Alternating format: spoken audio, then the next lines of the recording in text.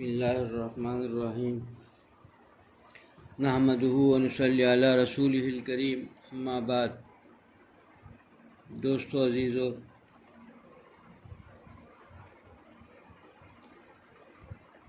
ہم میں سے ہر آدمی طاعت کی تو فکر کر رہے ہیں، طاعت کی فکر تو اکثر کر لیتے ہیں ہم لوگ، لیکن گناہوں سے بچنے کا اہتمام نہیں ہو رہا ہے۔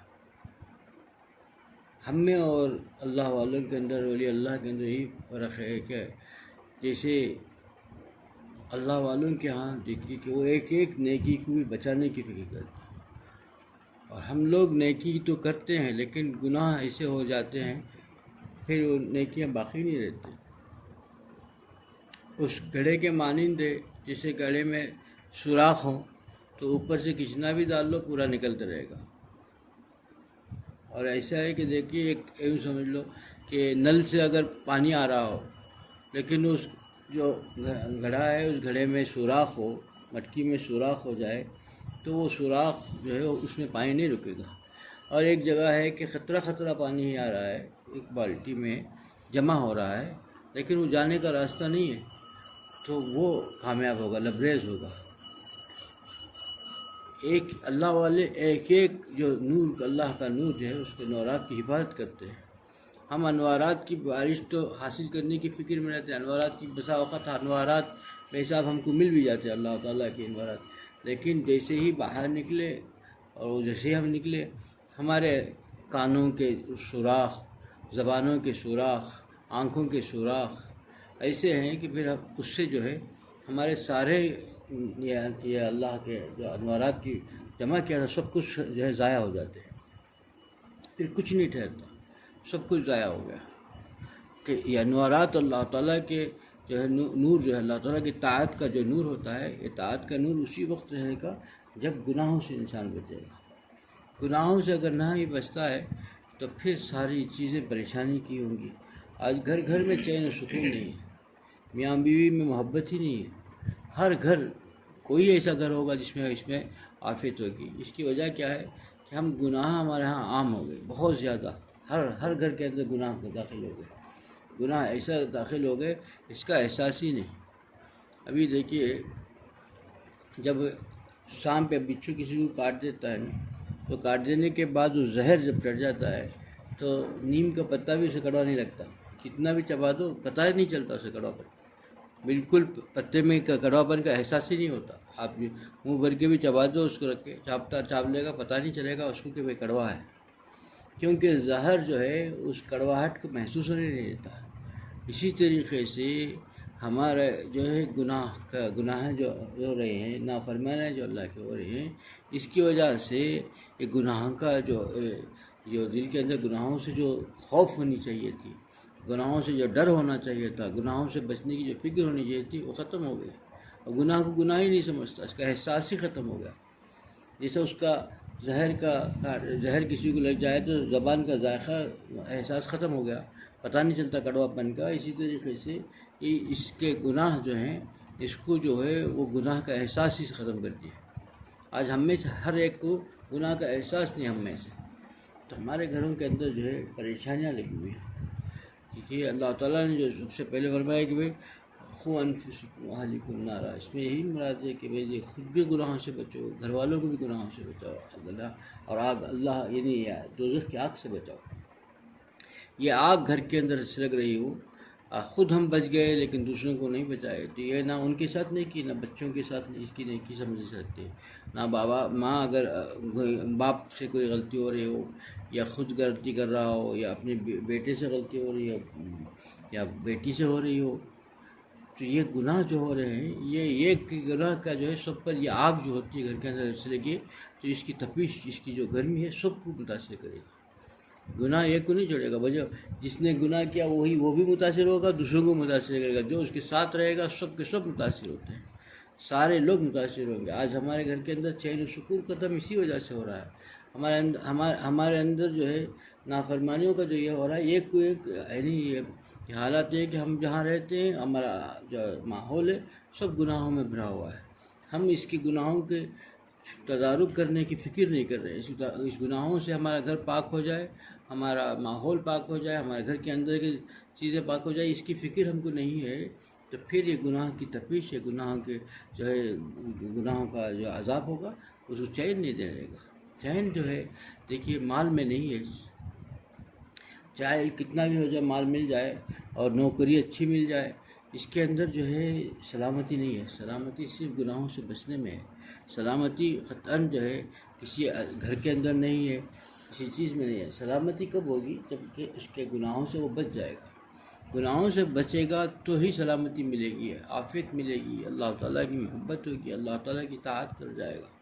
گناہوں سے بچنا سب سے پہلے ضروری ہے. آج ہم میں سے اکثر تقریباً جتنے مومن مسلمان ہیں، جو کلمہ گو ہیں، اللہ سے بے حد محبت کا پورا ہمیں جو ہے دعویٰ ہے، لیکن گناہوں سے بچنے کا کوئی اہتمام نہیں. ہم میں سے سب لوگ گناہوں میں مبتلا ہیں، تو پھر کیسے ہمارے حالات بدلیں گے؟ دعویٰ نہیں ہوتا، دعویٰ بھی ہو اور پھر جو ہے نافرمانی بھی ہو، جس سے محبوب ہونا، یعنی اللہ کو اپنا محبوب بھی سمجھ رہا ہے اور محبوب کی نافرمانی بھی کر رہا ہے، محبوب کے خلاف میں اپنی زندگی گزار رہا ہے، محبوب کے ساتھ بغاوت بھی کر رہا ہوں. تو یہ کیسا محبوب بنایا رکھا ہے؟ یہ کیسی محبت ہے؟ یہ محبت نہیں، محبت کا جھوٹا دعویٰ ہے. محبت ہوتی تو پہلے سب سے پہلے خود بھی گناہوں سے بچتا، دوسروں کو بچانے کی فکر کرتا. جتنا اپنے ہاتھ سے ہو سکے کرنی چاہیے. یہی کوشش کرنے کا حکم ہے، منوانے کا نہیں ہے، مگر پہنچانے کا تو حکم ہے. ہم تو پہنچانے میں بھی جو ہے پہنچانے کی بھی کوشش نہیں کرتے. اپنے آپ کو جو کر لیا اپنے آپ میں کر لیا، جو توفیق ہو گیا کر لیا اور اس کے بعد سو کافی سمجھ گیا.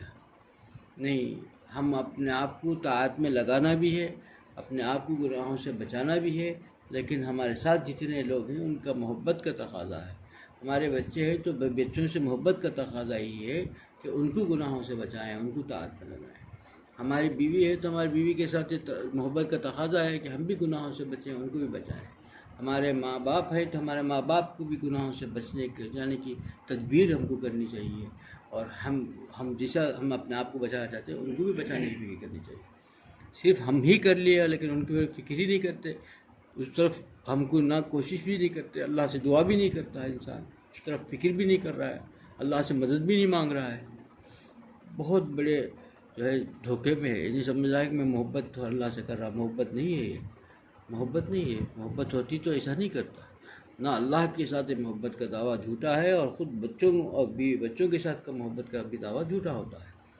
آج ہمارے گھر جو ہے عذاب بنا ہوا ہے. ہر گھر کے اندر جو ہے یہ آگ، گناہوں کے آگ جو ہے ہم کو تباہ و برباد کرے. چین نہیں ہے، سکون نہیں ہے، عافیت نہیں ہے، ہر سب کچھ میسر ہے، پھر بھی پریشان انسان، پریشان ہے.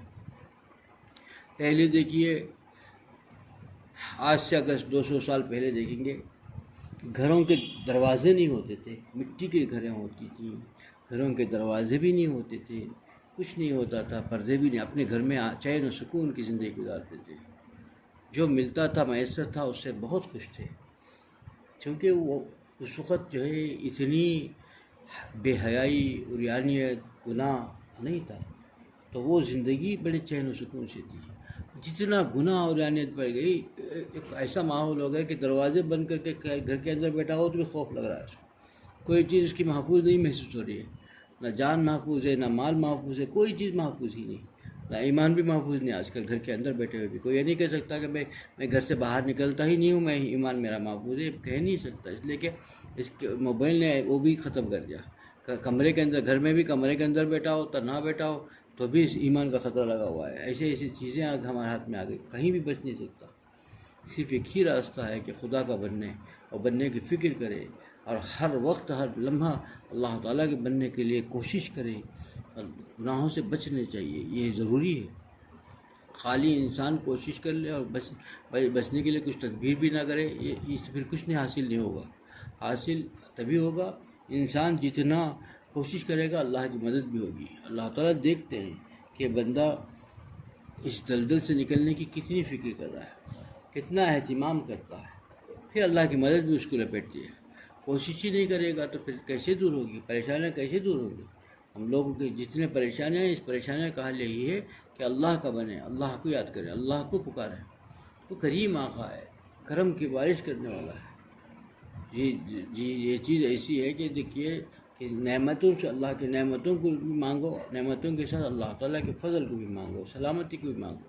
گناہوں سے بچنا کا جتنا اہتمام کرے گا انسان، اتنا ہی اللہ کا محبوب بنے گا۔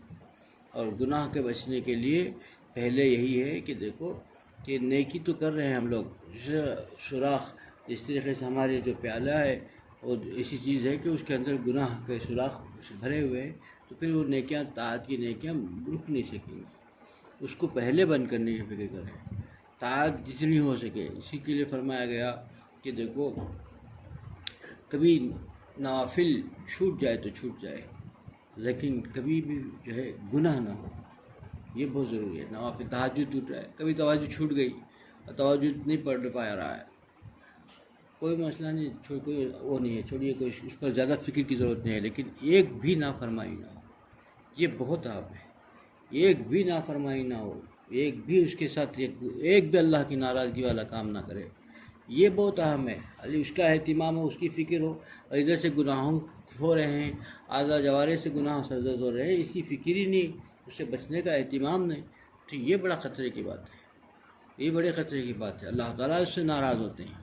اللہ تعالیٰ سب سے یہ نہیں دیکھتا کہ بھئی یہ کتنا تہجد میں اٹھ کے مجھے یاد کرتا ہے، اللہ تعالیٰ سب سے پہلے یہ دیکھتے ہیں کہ نافرمانی کتنا کرتا ہے۔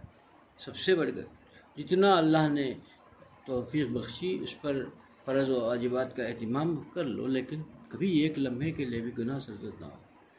ہمارے آنکھوں سے، زبان سے، کان سے اس سے بچنا، ابن جوزی، امام جوزی رحمۃ اللہ علیہ سے فرمایا کرتے تھے، فرمایا ہے، انہوں نے فرمایا کہ ان کا قول ہے کہ دیکھو ارشاد ہے، ارشاد گرامی ہے کہ دو چیزیں ایسی ہیں جس سے بہت زیادہ اپنے آپ کو بچانے کی ضرورت ہے، ایک زبان، دوسری آنکھ۔ ہم ہر وقت خوف کھانی چاہیے، یہ کبھی بھی جو ہے یہ دو چیزیں، زبان اور آنکھ ایسی چیز ہے کہ انسان کو اللہ تعالیٰ سے دور کر دے گی، یعنی گناہوں کے دلدل میں ڈھکیل دے گی۔ یہ دو چیزیں، زبان اور آنکھ، یہ دو چیزیں ہیں، اس سے بچنے کا بہت اہتمام، اور ہمیشہ اس سے خوف کھائیں، اس کو بچانے کی فکر کریں کہ زبان اور آنکھ کو جتنا بچانے کی فکر کرے گا انسان جو ہے اللہ تعالیٰ کا قرب حاصل کرے گا۔ اس لیے کہ یہ دو چیزیں ہی ایسی ہیں کہ دلدل میں ڈھکیل دیتے ہیں، گناہوں میں پھنستا چلا جاتا ہے۔ زبان اور آنکھ، اس سے اپنے آپ کو بچائے۔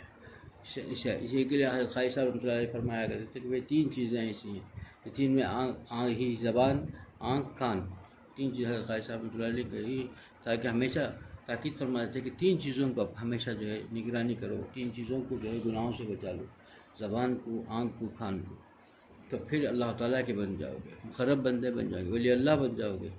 اس لیے کہ یہ چیزوں کے راستے سے گناہ کا راستہ کھلتا ہے، یہاں سے ہی آدمی کا دل متاثر ہو جاتا ہے، دل متاثر ہو گیا تو سب کچھ برباد ہو گیا۔ دل ہی سے انسان کا جسم بھی ہے، روح بھی ہے، سب کچھ ہے۔ جب یہی متاثر ہو گیا، گناہوں کے دلدل میں پھنس گیا، تو پھر اس کا احساس بھی نہیں ہوگا۔ آج وہی ہمارا حال ہو گیا کہ زہر اتنا ہو گیا، اتنا ہو گیا کہ گناہوں کا احساس ختم ہو گیا ہمارے اندر، گناہوں کے زہر میں دلدل میں پھنس گئے ہم لوگ، کہ آج ہم لوگوں کو گناہوں کا احساس تک ختم ہو گیا، گناہ کا احساس ہی نہیں ہے، ہم گناہ کر رہے ہیں، ہم گناہوں سے ہو رہے ہیں، احساس ہی ختم ہو گیا۔ اس کے لیے پہلے گناہوں سے بچنے کی فکر، اور پھر اللہ تعالیٰ سے جو ہے کثرت کے ساتھ، یعنی اللہ تعالیٰ کے ذکر سے ہی اس کو جو ہے اس کا تریاق ہو سکتا ہے، اسی سے بچ سکتا ہے۔ وہ تریاق ہے اللہ کا ذکر، استغفار کی کثرت، استغفار اس کا تریاق ہے۔ جتنا اللہ سے توبہ کرے گا، استغفار کرے گا، وہ تریاق ہے، اس جو ہے سارے گناہوں کو ختم کر دے گا۔ تریاق کہتے ہیں اس کو کہ زہر کو جو ہے ایک بس سمجھو کہ چٹکی بھی نہیں، ایک رائی کے برابر بھی دے دے گا، وہ اس سے زہر ختم ہو جائے گا، اسی کا نام تریاق ہے۔ ویسے تریاق ہے وہ گناہوں کو جو ختم کرنے کا تریاق ہے، یہ استغفار اور توبہ، تدابت کے آنسو، اس سے اللہ تعالیٰ کی محبت بڑھتی ہے اور اللہ تعالیٰ کے ساتھ قرب بڑھتا ہے۔ اللہ تعالیٰ جو ہے ہر ایک کو جو ہے ایک اس گناہوں کے قریب جانے سے بچا لیتے ہیں۔ دوستو عزیزو، ہمیں سے ہر ایک کو اہتمام اسی بات کا کرنا چاہیے کہ ایک تو گناہوں سے بچنے کی فکر کریں، اپنے اعضاء جوارح سے گناہ نہ ہو، اور ہر وقت، ہر لمحہ اللہ کی اطاعت اور اللہ کو خوشنودی حاصل کرنے کے لیے ذکر، اذکار اور استغفار کی کثرت کرے۔ اللہ مجھے بھی اس عمل کی توفیق عطا فرمائے، آپ لوگوں کو اس عمل کی توفیق عطا فرمائے۔ وآخر دعوانا الحمد للہ رب العالمین۔